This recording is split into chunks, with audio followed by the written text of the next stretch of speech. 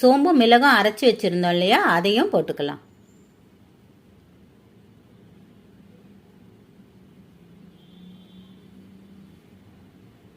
போட்டுட்டு நல்லா கலந்து விட்டுக்கலாம்.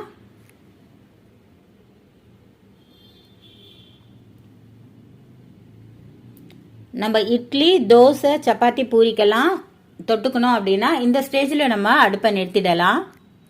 ஆனால் நான் இன்னைக்கு சாதத்துக்கு தான் சாப்பிட போகிறோம், அதனால் இன்னும் கொஞ்சம் திக்காக பண்ணிக்க போகிறேன்.